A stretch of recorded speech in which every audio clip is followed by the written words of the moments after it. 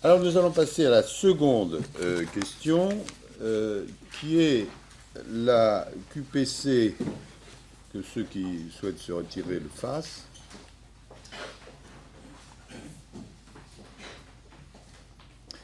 Qui est la QPC numéro 2022-1006.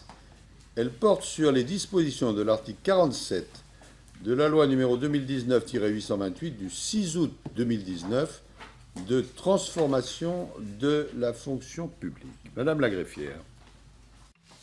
Merci, Monsieur le Président. Le Conseil constitutionnel a été saisi le 1er juin 2022 par une décision du Conseil d'État d'une question prioritaire de constitutionnalité posée par les communes de Bonneuil-sur-Marne, Fontenay-sous-Bois, Ivry-sur-Seine et Vitry-sur-Seine, portant sur la conformité aux droits et libertés que la Constitution garantit de l'article 47 de la loi numéro 2019-828 du 6 août 2019 de transformation de la fonction publique. Cette question relative à la suppression des régimes de temps de travail dérogeant à la durée de droit commun dans la fonction publique territoriale a été enregistrée au secrétariat général du Conseil constitutionnel sous le numéro 2022-1006 QPC.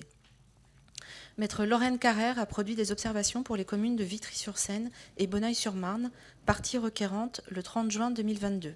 La Première ministre a produit des observations le 15 juin 2022. Maître Lorraine Carrère a également demandé à intervenir dans l'intérêt des communes de Stein, Noisy-le-Sec et Bobigny et a produit des observations à cette fin le 15 juin 2022. La SCP Foussard-Froger a demandé à intervenir dans l'intérêt des communes de Montreuil-sous-Bois et Paris et a produit des observations à cette fin les 15 et 29 juin 2022. Seront entendus aujourd'hui les avocats des parties requérantes et de 3 parties intervenantes, l'avocat des 2 autres parties intervenantes et le représentant de la Première ministre. Merci, madame. Nous allons donc commencer en écoutant maître Lorraine Carrère et maître Vincent Cadou, tous les 2 avocats barreau de Paris, qui représentent les parties requérantes et 3 parties intervenantes. Maître.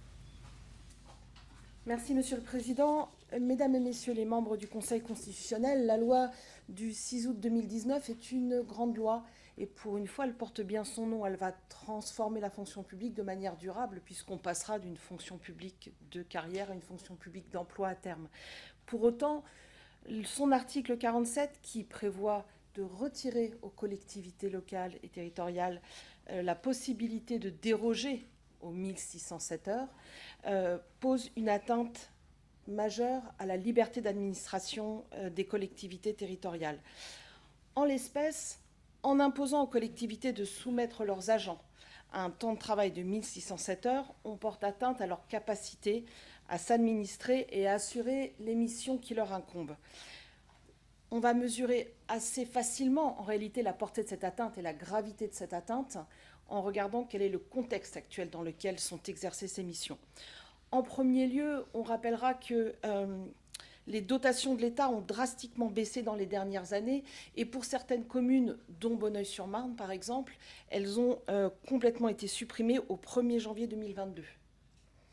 Dès lors, les collectivités se trouvent en manque cruel de moyens financiers pour assumer leurs missions. En deuxième lieu, et malgré cette baisse drastique de leurs moyens financiers que nous connaissons tous, elles doivent de façon grandissante assurer le maintien des services publics nécessaires à la population, là où bien souvent la défaillance de l'intervention de l'État s'est faite sentir. Nous l'avons tous vu dans le cadre des centres de vaccination qui ont été mis en place dans le cadre de la pandémie, qui ont mobilisé un nombre considérable d'agents territoriaux et qui ont été naturellement assumés par les collectivités territoriales. En troisième lieu, et depuis plusieurs années, les collectivités souffrent de très grandes difficultés pour recruter du personnel. En particulier dans des emplois, typiquement les emplois cadres des filières médico-sociales et techniques. Et je vous invite pour cela, en 2 clics, à vérifier n'importe quel site de mes clients, par exemple la commune de Vitry-sur-Seine, la page emploi. Vous allez faire défiler des pages et des pages. Il y a énormément de besoins en recrutement et peu d'agents en face, peu de volontaires pour venir. Ces difficultés, en fait, on peut les voir sous 2 manières. La première, pour certaines communes, la situation géographique, l'isolement rend difficile le recrutement. Et c'est dans ce cadre qu'on pouvait motiver les agents, non seulement en termes de rémunération, on s'entend, mais également en termes de temps de travail. La deuxième explication, c'est la très faible attractivité de la rémunération et des conditions de travail des agents, notamment par rapport au secteur privé. Et comme vous le savez, l'INSEE a largement documenté cette question. On est à 25 à 30% de moins sur des emplois similaires. Aujourd'hui, la résultante est que le taux de vacance d'emploi des collectivités territoriales est anormal. Il est extrêmement élevé et encore une fois, vous pourrez le constater sur n'importe quel site. Aujourd'hui, cela aboutit à ce que dans certains cas, les collectivités fassent appel à une externalisation de leurs services. La presse s'en fait état récemment, car c'est bien plus coûteux que d'internaliser les prestations. Mais dans ce contexte-là, elles ont donc été privées d'un premier levier qui était celui de la rémunération. Et je vous rappelle que du fait de la réforme du RIFSEP, sur laquelle vous avez été amené à prononcer une décision, elles sont limitées. C'est-à-dire qu'on ne pourra pas rémunérer et octroyer un régime indemnitaire aux agents des collectivités territoriales qui serait supérieur à celui que percevrait l'État. Enfin, quand je dis l'État, entendons-nous bien, nous savons très bien que dans certaines administrations, dans certaines, notamment autorités administratives indépendantes, ces dernières ont réussi à préserver leur capacité de recrutement en permettant des rémunérations plus élevées. Et ces rémunérations-là, les collectivités ne peuvent pas les verser. Par exemple, et c'est très bien, on en est tous d'accord, on a tous connaissance de la prime de 10 000 € octroyée pour les fonctionnaires de l'État en Seine-Saint-Denis, certains d'entre eux, pour renforcer l'attractivité des emplois de ce département. C'est encore une fois très bien. Les fonctionnaires de l'État ont bien de la chance. Les collectivités territoriales, elles, n'ont pas ce levier. Donc aujourd'hui, pour pouvoir recruter, et pas recruter pour pouvoir recruter afin d'assumer les missions qui leur sont dévolues, les collectivités ne bénéficient plus du levier de la rémunération et elles ne bénéficient donc plus, du fait de la loi transformation de la fonction publique, de ce qu'on appelle plus généralement la qualité de vie au travail, la QVT, c'est-à-dire les conditions de travail et notamment, du coup, principalement, l'espèce de la durée du temps de travail. C'est cette ultime possibilité que conservaient encore les collectivités jusqu'à la loi du 6 août 2019 que celles qui avaient fait ce choix de baisser le temps de travail pour attirer des agents et permettre l'exécution du service, qui a donc été supprimée. Donc aujourd'hui, l'atteinte à la libre administration des collectivités territoriales, encore une fois, qui ont du mal à recruter pour assumer leur mission, est donc grave et elle n'est justifiée par aucune finalité d'intérêt général.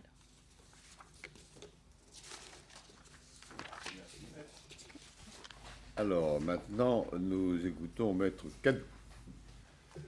Je vous remercie, Monsieur le Président, Mesdames et Messieurs les membres du Conseil constitutionnel. Vous l'aurez compris, la question, en définitive, n'est pas de savoir s'il est porté atteinte à la liberté d'action des collectivités. Elles ont les mains libres en matière de gestion de personnel. Il me semble que c'est assez clair. La question est de savoir si cette atteinte est justifiée. Justifiée par une finalité d'intérêt général au terme de votre jurisprudence. Parce que vous n'êtes pas vous-même législateur, certes, vous ne vous autorisez pas à juger des finalités d'intérêt général qui sont poursuivies, mais en revanche, vous contrôlez deux choses. D'une part, l'existence d'une finalité d'intérêt général, et d'autre part, l'adéquation des moyens mis en œuvre pour accomplir cette finalité. La première partie de ce contrôle, l'existence d'une finalité, ne peut pas se limiter à vérifier que le législateur en donne une sans considérer laquelle. Il faut bien que cette fin justifie l'atteinte portée et donc que l'objectif poursuivi relève bien entendu largement de l'intérêt général, sans quoi ce sera un contrôle de pure forme qui se résoudra à savoir s'il y a bien un exposé des motifs dans la loi et de vérifier si le législateur entend poursuivre quelque chose. Il me semble que votre temps peut être mieux employé et il pourrait être mieux employé notamment à vérifier que le législateur ne confond pas moyens et fins. Il faut distinguer ce que fait le législateur, augmenter, baisser la fiscalité, créer une infraction, etc. Et ce que cherche à accomplir le législateur, préserver l'environnement, faire baisser le chômage, réaliser des économies budgétaires.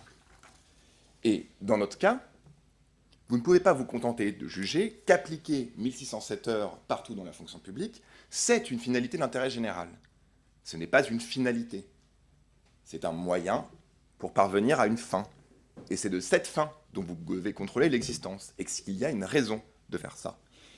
Et donc, le gouvernement ne peut pas se contenter d'affirmer que parce qu'il accomplit une harmonisation, on reparlera de ce mot, une harmonisation du temps de travail, il accomplit par là même une finalité d'intérêt général. Et encore faut-il que cette mesure accomplisse quelque chose et que ce quelque chose justifie l'atteinte qui est portée aux libertés des collectivités.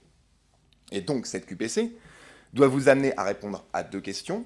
D'une part, est-ce que l'augmentation du temps de travail va permettre effectivement de réaliser des économies budgétaires?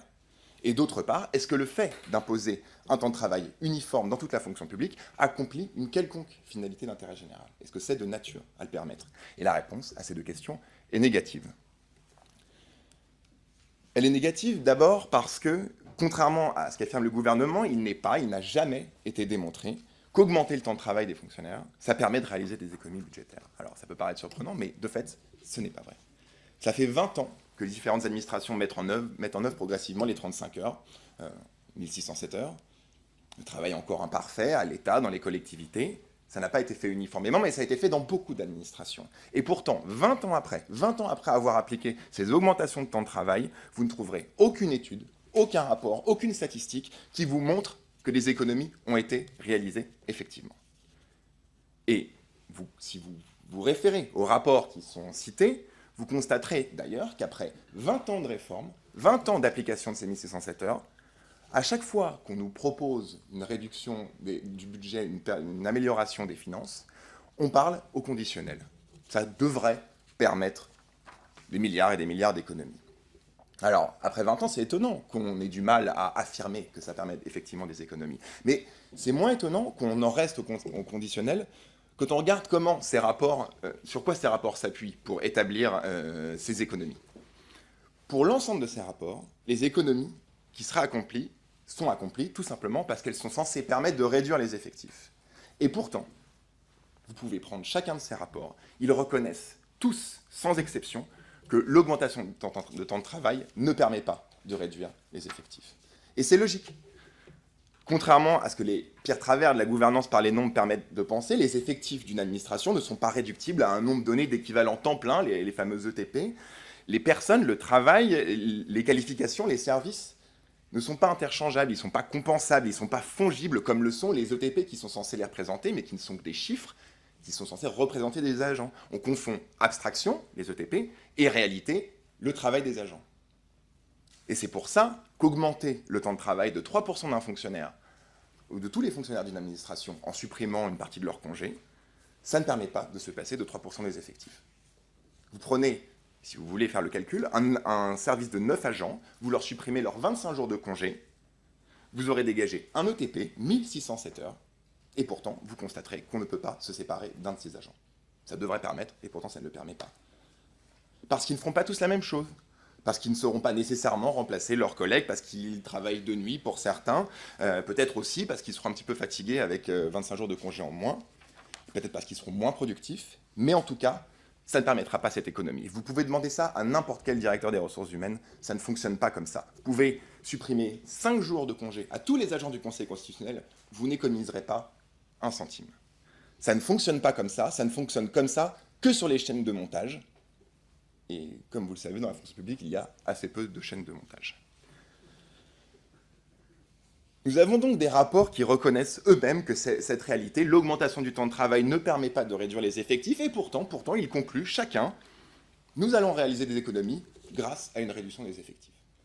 Il me semble que cette logique est un petit peu douteuse, et qu'on ne peut pas prétendre l'existence d'une finalité d'intérêt général, prétendre qu'on peut porter atteinte aux libertés des collectivités en s'appuyant sur un raisonnement aussi problématique, aussi erroné. Il faudra peut-être pousser les choses un peu plus loin, vérifier avant de faire. La seconde question, et donc vous l'aurez compris, puisque ça ne permet pas de réaliser des économies, on peut toujours se poser la question, est-ce que ça permet autre chose? Est-ce que ça accomplit autre chose? Alors, le gouvernement nous dit que ça accomplit une harmonisation du temps de travail. Alors l'harmonisation, il me semble qu'il faut un petit peu en parler, parce que je pense qu'il y a un certain sophisme de la part du gouvernement à ce niveau-là. L'harmonisation, c'est un élément de langage. On fait croire que quelque chose est positif parce qu'on lui attribue un joli mot. L'harmonisation, tout le monde aime ça. L'harmonie, c'est beau. La musique, on veut qu'elle soit harmonieuse. Un couple veut être harmonieux. Donc évidemment, la fonction publique, tout le monde est d'accord. Il faut qu'elle soit harmonieuse. En revanche, si je vous parle d'uniformisation, là, c'est moins vendeur. Peut-être que ça sonne pas pareil. Et pourtant, en fait, ce qu'on fait avec cet article 47, c'est une uniformisation. Ce n'est pas une harmonisation. J'ai pris la définition du Littré. L'harmonisation, c'est l'agencement entre les parties d'un tout, d'une manière à ce qu'elles concourent à une même fin. Ça n'implique pas, ça n'a jamais impliqué, de mettre toutes les parties de ce tout au même régime. Dans un orchestre, tout le monde ne joue pas d'un même instrument, tout le monde ne joue pas la même note. C'est précisément ce qui crée l'harmonie, c'est que tout le monde fait des choses différentes. Et donc, cet article 47, il n'harmonise pas, il uniformise. Uniformité stricte de temps de travail. Et cette uniformité, elle compromet fondamentalement la capacité d'action des collectivités. Parce que définir un temps de travail harmonieux, c'est définir des règles différentes, suivant les différences, pour parvenir effectivement à cette finalité d'intérêt général, pour parvenir effectivement à un service public qui fonctionne, que tout concourt à une même fin. Tout simplement parce que le territoire national, et vous le savez tous, n'est pas uniforme, il a des besoins différents, il implique des contraintes différentes, des organisations différentes, des populations différentes, et c'est à cette variété que doivent répondre les fonctionnaires quand ils font du service public. Le même service public, mais dans différents territoires, et pour qu'il fonctionne dans différents territoires, il faut qu'il s'organise de façon différente. Et c'est à cause, d'ailleurs, de cette variété que précisément les collectivités ont du mal à recruter, parce qu'évidemment, on a moins envie d'aller travailler dans certains endroits que dans d'autres. Et donc, il faut rendre les conditions de travail meilleures pour compenser la difficulté qu'il y a à travailler quelque part. C'est ce qui est fait quand on fournit des primes supplémentaires. Alors, parce que ces territoires, précisément, ils sont différents et que c'est très difficile de créer de la variété comme ça, comment on fait ? Comment on fait pour appliquer des différentes règles de temps de travail ? Eh bien, précisément, on se réfère à la Constitution. On se réfère au principe de subsidiarité. C'est au niveau local que les besoins locaux s'expriment, et c'est donc au niveau local qu'il faut prendre la décision. Le niveau local, c'est là qu'on vote.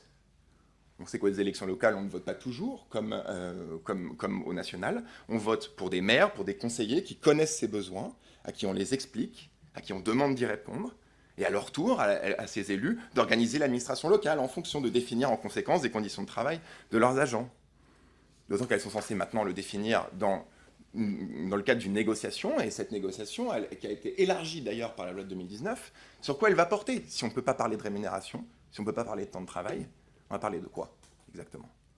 On va négocier sur quoi ? C'est donc localement, pas nationalement, que l'on peut définir un temps de travail utile, un temps de repos nécessaire pour que ce service public soit bien accompli. Pour qu'il soit accompli harmonieusement sur l'ensemble du territoire, malgré ces disparités. Ça, c'est une finalité d'intérêt général. Et c'est précisément ce à quoi fait obstacle l'article 47. L'atteinte qu'il porte à l'administration n'est donc justifiée ni par des économies qui ne sont pas réalisées, vous l'avez compris, ni en mettant tout le monde au pas, en uniforme, pour la seule raison dogmatique, il faut bien le dire, de faire travailler un peu plus des fonctionnaires. L'atteinte n'est pas justifiée, elle est donc inconstitutionnelle, et vous la déclarez ainsi. Merci, maître. Maintenant, nous allons écouter maître Régis Froger, qui est avocat au Conseil, qui représente les communes de Montreuil et Paris, parties intervenantes. Maître. Merci, Monsieur le Président, Mesdames, Messieurs les membres du Conseil constitutionnel. Je voudrais simplement, en complément de ce qui vient d'être dit, et en moins de 12 minutes, je l'espère, comme quoi on peut en moins de temps faire aussi bien que le temps qui nous est imparti, de manière uniforme ou harmonieuse, revenir compléter les éléments sur 3 points, en représentant la ville de Paris et la commune de Montreuil. Première observation, c'est ce motif d'intérêt général qu'on poursuit. Le gouvernement, dans ses écritures, vous invite explicitement à consacrer l'objectif d'harmonisation comme constituant en tant que tel un motif d'intérêt général qui permettrait de porter atteinte à la fois à la liberté contractuelle et à la libre administration des collectivités territoriales. Ça vient de vous être dit, je ne comprends pas, je ne vois pas en quoi, en soi, l'objectif d'harmonisation pourrait être qualifié d'objectif d'intérêt général ou a fortiori d'objectif de valeur constitutionnelle. En réalité, ce qui importe, c'est ce qu'on entend atteindre par cette harmonisation. Et là, on vous a dit 2 choses. On vous a dit la première chose qu'on voudrait atteindre, c'est un objectif de réduction des coûts financiers pour les collectivités territoriales. En réalité, ce motif qui était mis en avant beaucoup au début des écritures, au début du contentieux, c'est un peu étiolé. Et aujourd'hui, on n'en dit plus grand-chose. On n'en dit plus grand-chose pour une simple et bonne raison, c'est que l'étude d'impact de la loi elle-même, qui contraint les collectivités territoriales dans un délai d'1 an à réformer substantiellement leur régime de temps de travail, l'étude elle-même dit, en fait, on ne mesure pas du tout l'impact financier et économique de cet objectif, de la réduction du temps de travail. Alors on passe sur le second objectif, qui est le bon fonctionnement du service public, celui qu'offrent les collectivités territoriales. Et de ce point de vue-là, ça vous a été dit, la question c'est, intéressons-nous aux effets concrets de la loi. Est-ce que le fait de passer, si je retiens les chiffres de l'étude d'impact, on vous dit qu'en moyenne, dans les collectivités territoriales, on travaillerait 1596 heures par an, soit 11 heures de moins que les 1607 heures qui sont imposées. En réalité, 1607 heures, on sait que ça ne veut rien dire en pratique. Il y a énormément de régimes dérogatoires, y compris dans la fonction publique d'État. On peut travailler plus, on peut travailler moins. Mais est-ce qu'on atteint notre objectif ? Non, non pour deux raisons. La première raison, c'est que on vous explique dans le gouvernement, du côté du gouvernement, qu'il y a beaucoup... On a pu constater à un moment donné des irrégularités dans les modalités de mise en œuvre du temps de travail. Ce n'est pas le sujet. Ça, c'est le sujet des contrôles. Le sujet ici, c'est est-ce qu'il faut harmoniser, uniformiser le temps de travail. Et donc, on vous dit, le deuxième point, c'est le bon fonctionnement du service public. Je prends un seul exemple. Il y a eu beaucoup de débats pour savoir si les offices publics de l'habitat entraient dans le champ d'application de cette loi et faisaient partie de cette obligation d'harmonisation sur 1607 heures. Le juge a tranché, le juge administratif, il a dit oui, les OPH, qui sont des établissements publics locaux, en font partie. Concrètement, l'enjeu, ça donne quoi ? Vous avez des OPH qui, vous le savez aujourd'hui, ont pour majoritairement, très majoritairement, des salariés de droit privé. Les salariés de droit privé, en application du Code du travail, des accords de branche, des accords collectifs, ils peuvent avoir des temps de travail qui sont inférieurs à 1607 heures. Les agents publics, désormais, ne le peuvent plus. Et donc, vous avez des OPH qui ont 4 fonctionnaires, un qui est électricien, un plombier, différents corps de métier, qui travaillent en équipe avec des salariés de droit privé, qui vont travailler de moins de 1607 heures, et on explique aux OPH que pour ces 4 agents-là, il va falloir délibérer et ils vont devoir, eux, travailler un temps de travail supérieur, alors même qu'ils travaillent en équipe. Et qu'en réalité, très concrètement, dans les OPH que j'évoque, on a désorganisé le travail. Donc l'objectif d'harmonisation, on voit bien qu'il n'est pas atteint par ce principe-là. Et ça m'envoie à ma deuxième observation, qui est finalement, supposons même que vous fassiez l'effort de franchir ce premier cap et de considérer que l'objectif poursuivi est suffisamment d'intérêt général pour justifier une atteinte aux principes constitutionnels qui sont en cause. Le deuxième point, c'est que le cadre législatif fixé, à supposer que l'objectif soit bon, est de toute façon trop rigide. Il est trop rigide, je l'évoquais tout à l'heure, en droit du travail, et le Conseil constitutionnel a très largement accompagné ce mouvement depuis au moins 2005. En droit du travail, on sait qu'on a une place importante faite à la négociation collective et qu'on peut avoir des cycles de travail, des temps de travail qui sont différents de la durée légale. Parce que c'est justifié en considération de la nature des missions, mais pas seulement de la nature des missions, en fonction du secteur d'activité, par exemple, en fonction des caractéristiques de chaque type d'activité. Pourquoi ce qui trouve à s'appliquer dans le droit du travail ne peut pas trouver à se décliner en matière de fonction publique territoriale ? Et pourquoi ce ne sont pas les collectivités territoriales qui sont les mieux à même d'adapter en fonction de différents paramètres, l'attractivité de leur territoire, la localisation de leur territoire, les contraintes auxquelles elles sont soumises. Pourquoi ce ne sont pas elles qui sont les mieux à même de les définir ? L'exemple de la ville de Paris est parfaitement emblématique. Vous savez que la ville de Paris avait adapté un temps de travail en tenant compte de différentes contraintes qui sont liées à la particularité de son territoire, qui est particulièrement dense, à nul autre pareil, qui est exposé à des degrés, à des seuils de pollution plus forts, à des contraintes de déplacement plus élevées, et qui est exposé également à des sollicitations, à des sursollicitations qu'on ne connaît pas forcément dans d'autres collectivités territoriales. Qu'a dit la Cour administrative d'appel de Paris dans une ordonnance du 13 décembre dernier ? Elle a dit « La seule adaptation qui est possible par la loi telle qu'elle est en vigueur aujourd'hui, c'est des adaptations dues à la nature des missions, rien d'autre. » Alors à supposer que la loi, peut-être dans sa rédaction initiale, enfin dans sa rédaction en vigueur, n'était pas trop restrictive, telle qu'elle est aujourd'hui interprétée par le juge, et vous contrôlez son interprétation par le juge, elle est beaucoup trop stricte. On a complètement enfermé le carcan et on a en réalité vidé de toute sa substance le principe de subsidiarité. C'est-à-dire que l'échelon local auquel on était le mieux à même de définir les particularités de chaque collectivité et de définir le temps de travail qui pouvait justifier soit de ne pas mettre fin au régime des temps de travail qui est en vigueur depuis 2001, soit d'y mettre fin, mais avec des adaptations plus grandes, est méconnu. Ça m'amène à ma troisième et dernière observation, qui est cette fois, plus que la libre administration des collectivités territoriales, la logique de contractuel. Par logique contractuelle, j'entends à la fois les contrats, les agents contractuels de droit public, vous savez qu'ils constituent une part importante, et on sait que les lois et les décrets ne font pas tout, même en fonction publique. Mais au-delà de ça, aussi le contrat au sens de la négociation collective, non plus au sens de l'article 4 de la déclaration de 1789, mais du 8e alinéa du préambule de 1946. Dans votre décision, je crois, du 15 mars 2012, quand vous avez connu de la loi Warsmann qui prévoyait qu'on pouvait déroger à la répartition du temps de travail, telle qu'elle était fixée dans des contrats de travail qui étaient en cours, vous avez admis qu'on puisse y déroger, qu'on puisse y porter atteinte sans l'accord du salarié, et ici je raisonne en termes d'argent, parce que cette atteinte venait d'un contrat collectif, parce qu'il venait d'une négociation collective. Et c'est uniquement à cette condition que vous l'avez prévu. Là, on n'est pas du tout dans ce cadre-là. On n'a pas laissé le temps aux collectivités territoriales de négocier avec les organisations syndicales le meilleur temps de travail possible.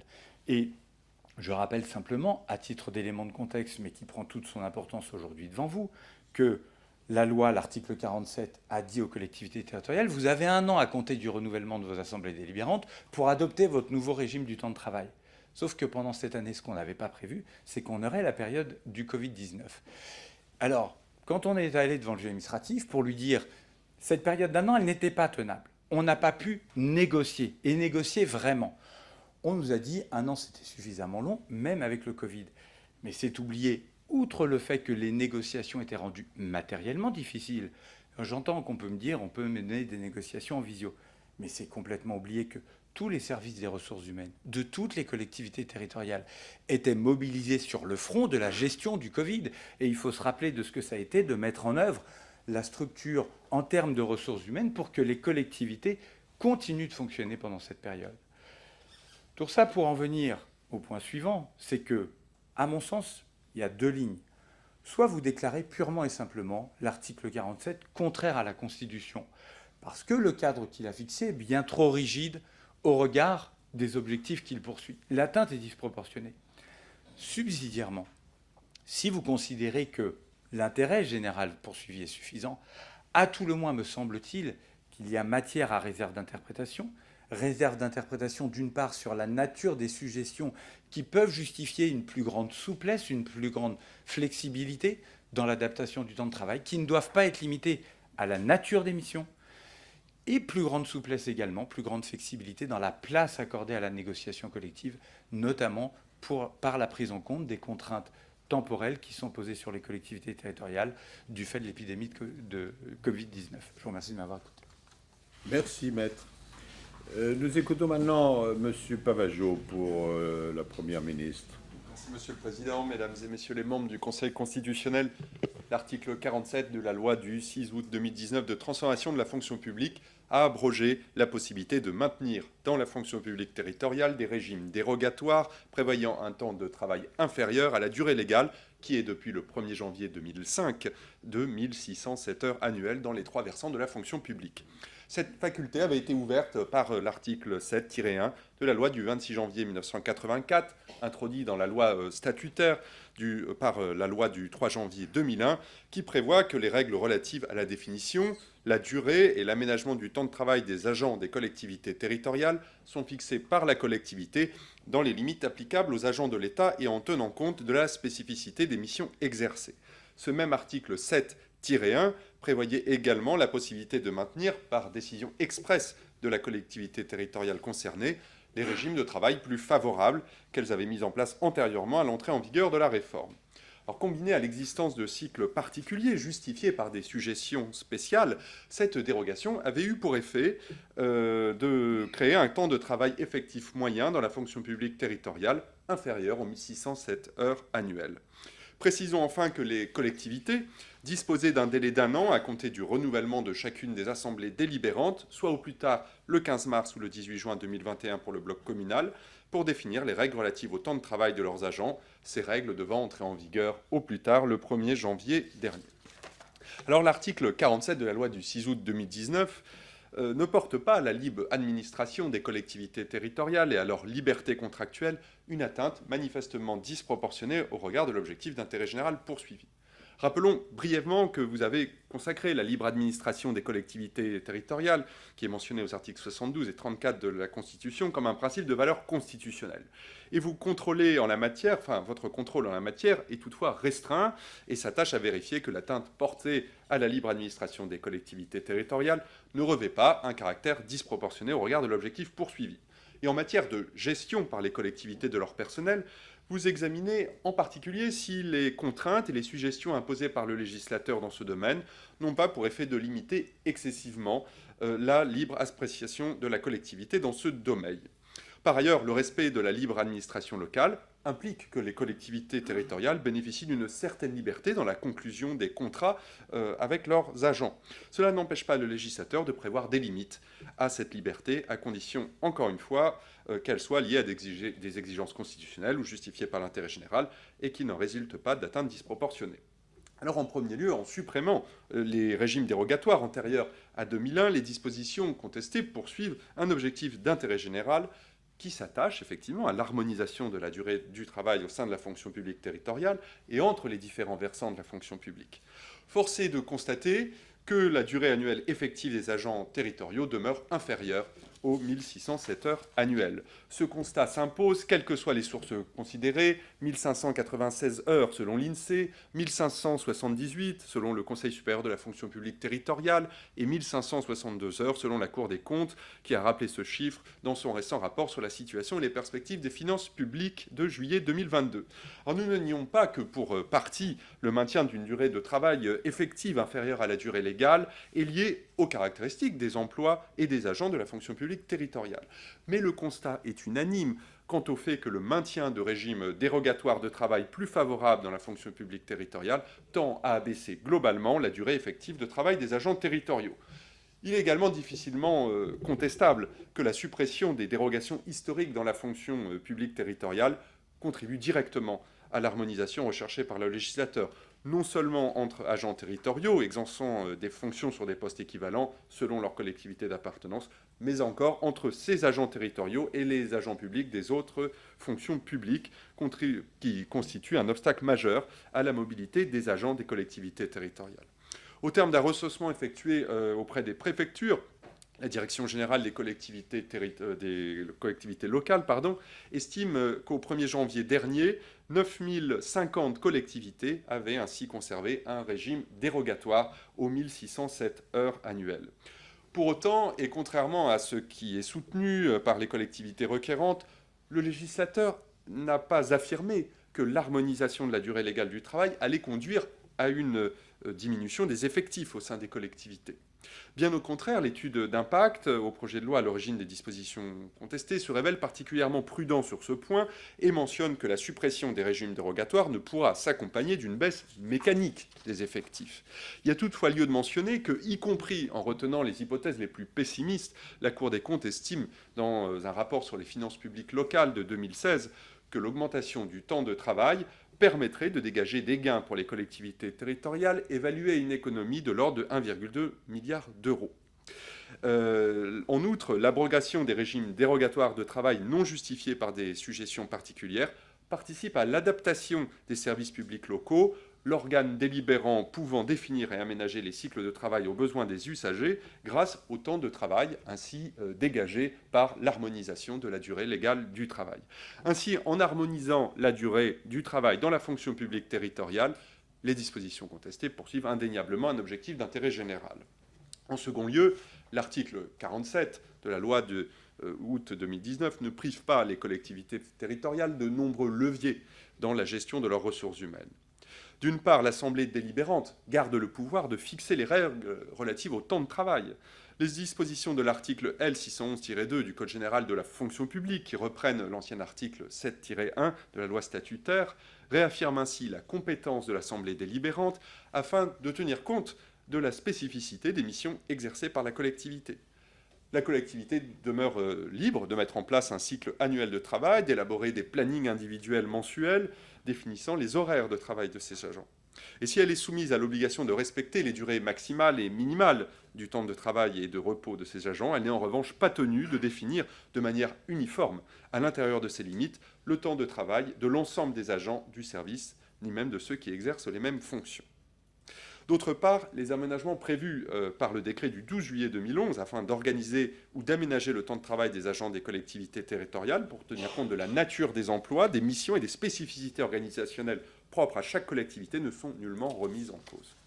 L'organe délibérant de la collectivité peut ainsi réduire la durée annuelle de travail, servant de base au décompte du temps de travail pour tenir compte de suggestions particulières liées à la nature des missions et au cycle de travail qui en résulte, par exemple en cas de travail de nuit ou de travail le dimanche, d'horaires décalés ou de travaux pénibles ou dangereux. En dernier lieu, les dispositions contestées ne portent pas atteinte aux conventions légalement conclues entre les collectivités et leurs agents.